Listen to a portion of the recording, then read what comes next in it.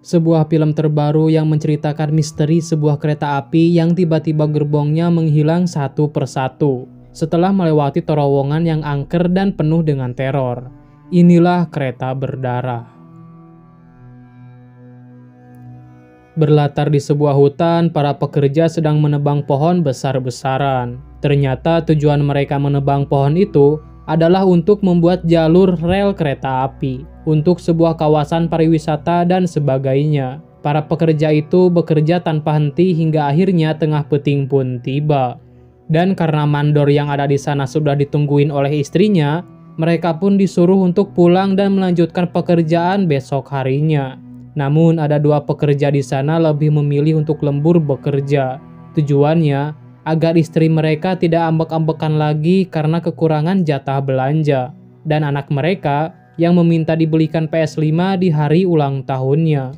Oleh karena itulah dua bapak itu bekerja tanpa mengenal rasa lelah. Lalu bapak itu pun masuk ke dalam goa, dan si bapak yang satunya lagi menyadari kalau temannya itu tidak balik lagi setelah masuk goa tersebut. Dan kemudian dia pun berinisiatif untuk mengecek ke dalam goa tersebut. Dan alangkah terkejutnya bapak itu setelah melihat bahwa temannya sudah mati mengenaskan. Adegan pun kemudian beralih ke beberapa bulan setelah itu. Di sana sedang diadakan acara peresmian jalan kereta api Sangkara dibuka. Di acara itu dihadiri oleh seorang bupati yang bernama Bara, dan juga investor utama di jalan kereta tersebut yang bernama Santoso. Lalu ada dua orang gadis biasa yang menghadiri acara tersebut. Dia bernama Purnama dan Kembang. Perjalanan mereka dilakukan karena sang kakak merayakan kesembuhan kanker hatinya dengan mengajak sang adik untuk berwisata ke resort Sangkara. Perjalanan mereka nantinya akan melewati 5 terowongan dengan panjang kereta sepanjang 5 gerbong. Di sana juga terlihat ada ibu-ibu yang penampilannya agak lusuh. Dia bernama Ramla. Dia adalah seorang istri seorang bapak-bapak yang di awal tadi. Dan dia melakukan perjalanan itu berniat untuk mencari suaminya yang hilang. Dan di sana juga terlihat banyak sekali ibu-ibu yang menuntut pembukaan rel tersebut. Karena suami mereka yang bekerja untuk membangun rel tersebut menghilang. Dan tak pernah ada kabar sedikit pun tentang suami mereka. Namun apalah daya ibu-ibu itu hanyalah rakyat sipil yang tak punya harta dan kuasa. Mereka segera disingkirkan dari sana oleh petugas yang ada di sana. Lalu di sana terlihat ada seorang pria muda yang bekerja di kereta tersebut. Dia bernama Tekun. Di sini Purnama meminta tolong kepada Tekun untuk mengabadikan foto bersama dengan adiknya. Purnama dan Kembang kemudian masuk kereta tersebut. Dan mereka duduk di gerbong yang paling belakang, yaitu gerbong nomor 5. Sementara itu Ramla si ibu-ibu duduk di gerbong nomor 4. Dan akhirnya kereta api rute Sangkara pun memulai perjalanan pertamanya. Di gerbong pertama terlihat ada kelas paling atas. Di sana ada Rama, Santoso, dan investor lainnya yang sedang merayakan keberhasilan mereka. Gerbong kedua ditempati oleh orang-orang yang mengambil tiket VIP. Dan gerbong 3, 4, 5 ditempati oleh orang-orang hemat atau kelas ekonomi. Sementara kereta berjalan, Ramla melamun dan di sana dia melihat sosok suaminya yang ternyata juga ada di kereta tersebut. Melihat itu dia pun berlari untuk menemuinya. Hingga dia masuk ke gerbong 3, namun anehnya dia tidak menemukan suaminya di sana. Dia hanya menemukan seorang pria asing di sana. Di sisi lain, Kembang yang tengah duduk santai dia melihat keanehan. Di mana dia melihat seekor burung hitam yang terbang lalu menabrakkan dirinya ke gerbong kereta. Kembang tentu kaget akan hal itu. Lalu disusul dengan Purnama yang meminta izin kepada Kembang kalau dia ingin ke toilet untuk membuang air kecil. Purnama pun pergi ke toilet yang ada di gerbong itu. Namun ternyata di sana juga banyak sekali orang mengantri untuk modal. Karena Purnama tidak mau mengantri, dia pun memutuskan untuk pergi ke gerbong 4. Dan berniat untuk meminjam toiletnya. Di sisi lain, Kembang iseng membuka buku diari kakaknya. Dan di dalamnya, dia menemukan banyak sekali bentuk rasa sayang Purnama kepada dirinya. Dia tidak pernah mengira bahwa ternyata Purnama sebegitu sayangnya kepada Kembang. Di sisi lain, ternyata Purnama ke toilet bukan untuk modal. Namun rupanya dia muntah di kamar mandi. Dan ternyata, dia selama ini menyembunyikan penyakitnya kepada adiknya. Singkat cerita, akhirnya kereta pun memasuki terowongan pertama. Kembang pun lalu merasa bahwa kakaknya itu lama sekali di toilet, dan dia pun pergi untuk menyusul kakaknya ke gerbong 4. Di gerbong itu awalnya baik-baik saja, namun semuanya berubah seketika saat di sana ada penampakan hantu seorang anak kecil yang muncul menakutkan. Dan entah apa yang terjadi, namun gerbong kelima terpisah dengan gerbong lainnya. Kembang akhirnya bertemu dengan kakaknya dan mereka di sana menyadari bahwa gerbong kelima di kereta itu telah terpisah. Lalu kemudian mereka berdua pun mendatangi Tekun di koridor kantin untuk memberitahu situasinya saat itu. Dia pun dengan rasa takut dan cemas mengatakan kalau gerbong terpisah setelah melewati terowongan sebelumnya. Para penumpang di gerbong 4 mulai panik dan ngadeg-deg setelah mendengar dan mengetahui hal tersebut. Namun di sana ada Tekun yang menenangkan situasi. Dia mengatakan kalau gerbong 5 sengaja mereka tinggalkan karena sedang ada perbaikan dan kesalahan teknis lainnya. Lalu kemudian setelah itu Purnama meminta izin kembali kepada Kembang untuk kembali ke toilet. Lalu tiba-tiba seorang dokter yang pernah merawat Purnama menelpon Kembang. Dan dokter itu menitipkan pesan kepada Kembang untuk menyuruh kakaknya banyak-banyakin istirahat. Karena ternyata fakta sebenarnya adalah bahwa Purnama belum sembuh, karena sebenarnya operasi kanker hatinya berjalan gagal, dan Purnama belum sembuh sedikit pun dari penyakitnya. Lalu setelah Purnama kembali dari toilet, Kembang mengatakan semuanya kepada Purnama, dan Kembang merasa kecewa kepada kakaknya karena telah membohonginya. Purnama pun mengatakan kalau dia terpaksa melakukan itu, karena menurutnya kalau dia itu tidak akan pernah sembuh dari kankernya. Daripada dia mati sia-sia, lebih baik dia menghabiskan sisa hidupnya dengan Kembang adiknya untuk melihat Kembang tersenyum dan bahagia. Karena dengan itu, dia bakal mati dengan cara bahagia juga.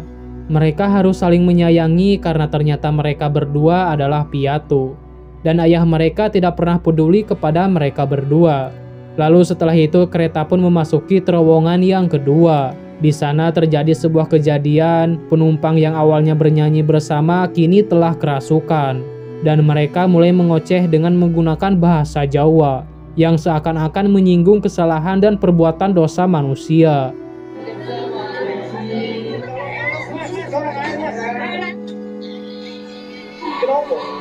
Kenapa sih?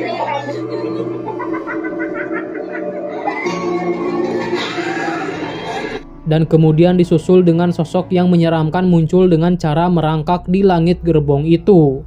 Kembang yang melihat kejadian itu berteriak histeris dan ketakutan. Kini gerbong keempat juga terpisah dari kereta itu dan menghilang dari len. Lalu setelah itu Bara dan Santoso akhirnya menyadari kejadian itu. Santoso yang merasa keheranan bertanya-tanya kepada Bara untuk menjelaskan tentang apa yang barusan terjadi. Dan pertanyaan itu dijawab oleh Ramla. Kalau setiap kereta melewati sebuah terowongan, maka gerbong kereta akan hilang satu demi satu. Bara yang mendengar itu dia malah tertawa sambil mengatakan kalau itu semua hanyalah kesalahan teknis. Dan mengolok-olok Ramla kalau omongannya itu ngawur. Dan dia juga menghina Ramla kalau dia itu adalah rakyat jelata. Dan pikirannya sangat kuno karena masih mempercayai hal-hal yang berbau goib. Lalu kemudian sebagai permintaan maaf, Purnama, Kembang, dan Ramla disuguhkan pelayanan VIP di gerbong kedua. Penumpang yang merasa keganggu dengan kehadiran mereka kemudian memutuskan untuk pergi ke gerbong 3 untuk makan di pelayanan kantin di kereta itu. Singkat cerita, akhirnya kereta pun memasuki terowongan ketiga kalinya. Dan di sana ada salah satu pelayan kereta yang takut setelah memasuki terowongan itu. Dan benar saja, setelah kereta itu masuk, dia tiba-tiba menjerit dan menghilang dengan keadaan ruangan berantakan. Mereka pun mencari-cari pelayan tersebut. Namun tak lama kemudian Santoso melihat penampakan dan dia pun menyuruh semua orang yang ada di sana untuk tidak bersuara. Keadaan pun kemudian semakin mencekam saat mayat-mayat hidup hadir di sekitar mereka semua. Dan salah satu penumpang di sana tidak sengaja membuat suara. Dan fokus mayat-mayat tersebut pun kemudian beralih ke orang tersebut. Lalu dia pun mengambil pisau. Namun mayat-mayat itu ternyata mempunyai kekuatan telekinesis dan mengendalikan tangan orang tersebut. Lalu dia pun menggorok lehernya sendiri.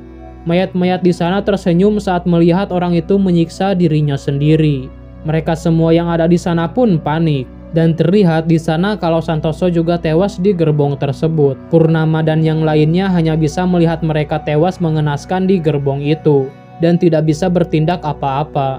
Lalu kemudian gerbong 3 pun terlepas. Dan di gerbong 2, situasi malah semakin kacau dan panik. Lantaran mereka menyadari kalau jalan kereta itu berhantu dan memakan banyak korban jiwa. Dan mereka sadar kalau setelah itu adalah giliran mereka. Chaos pun terjadi di antara mereka dan Purnama tidak sengaja menikam seorang pria dan dia pun kemudian mati saat itu juga. Lalu setelah itu mereka berempat pun masuk ke gerbong 1. Dan bersamaan dengan itu, kereta pun masuk ke terowongan selanjutnya. Hal itu membuat penunggu di kawasan itu muncul kembali. Dan si penunggu itu lalu membunuh semua penumpang yang ada di gerbong 2 dengan sangat mengerikan. Orang-orang yang ada di sana dipukul, dicakar, diterbangkan, dicekik, dan dikendalikan oleh hantu nenek-nenek tersebut. Dan kereta pun menyisakan tinggal 1 gerbong lagi. Bara yang ngadeg-deg dan ketakutan dia pun masuk ruangan masinis dan mengunci pintu itu. Bara kemudian menyuruh masinis itu untuk menambah kecepatannya. Dia di sana bersifat egois tanpa memikirkan orang-orang di gerbong pertama. Mereka pun mulai menyadari kalau Bara sudah berlaku curang dan berusaha mengorbankan mereka semua. Karena yang ada di kepala Bara hanyalah kepentingan bisnisnya saja. Sigit yang seorang kepala masinis mengingatkan kepada Bara kalau ia yang memiliki kuasa di ruangan kereta tersebut. Seluruh tanggung jawab dan prosedur ada di bawah kendalinya. Mendengar hal itu, anak buah Sigit pun membukakan pintu. Setelah itu, keributan pun terjadi di saat Sigit akan melakukan pengereman, namun dicegah oleh Bara. Dan naasnya Tekun pun terlempar keluar setelah tidak sengaja mendapatkan tendangan Chow dari Bara. Dan pada akhirnya kereta pun berhenti saat akan masuk ke terowongan selanjutnya. Bara pun kemudian dicangcang dan diikat karena tindakannya yang sudah membahayakan mereka semua. Sigit pun kemudian membocorkan rahasia dari hidup Bara. Dia mengatakan kalau sebelum rel kereta itu dibangun, diadakan diskusi sebelumnya. Mereka sepakat untuk mengelilingi hutan tersebut. Walaupun jaraknya jauh, tapi setidaknya tidak merusak hutan dan apa yang ada di dalamnya. Namun beda dengan pemikiran si Bara, yang justru menyuruh mereka untuk membelah hutan dan meminimalisirkan jarak. Dan tidak hanya itu, pemandangan yang dihasilkan akan sangat bagus di sepanjang jalan, dan itu bisa menarik minat para investor.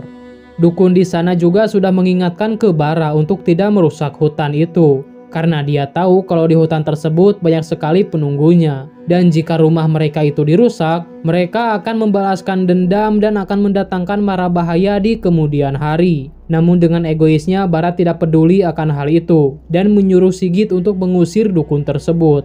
Karena yang ada di otak si Bara hanyalah uang dan janda Bahenol. Setelah semua kejadian itu, mereka pun keluar dari gerbong kereta tersebut dan meninggalkan Bara seorang diri di dalam kereta. Mereka semua berniat untuk berjalan kaki dan mencari pertolongan terdekat. Dan tiba-tiba satu persatu orang yang ada di sana ditarik ke dalam semak-semak, dan ratu penunggu di sana pun menunjukkan wujudnya kepada mereka. Mereka menyadari kalau penunggu tersebut akan keluar di dalam kegelapan. Bukan hanya di terowongan itu saja. Di sisi lain, akhirnya Bara pun meninggal setelah penunggu itu membunuhnya.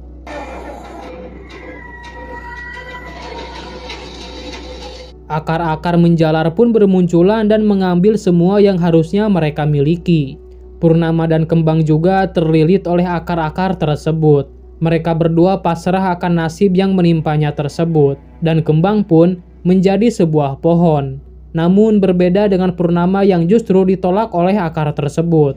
Dia pun terlepas dan berusaha menyelamatkan adiknya. Namun naas, adiknya sudah berubah menjadi pohon dan tewas di depan Purnama. 6 bulan kemudian setelah kejadian itu, Purnama mendatangi dukun tersebut dan bertanya kenapa dia bisa selamat pada kejadian itu. Dan dukun itu pun menjawab kalau kita semua umat manusia terbuat dari tanah, berdiri di atas tanah, dan juga akan berakhir di dalam tanah. Namun kebetulan saja, pada saat itu Purnama bukan merupakan tanah yang subur, karena Purnama mempunyai kanker pada saat itu.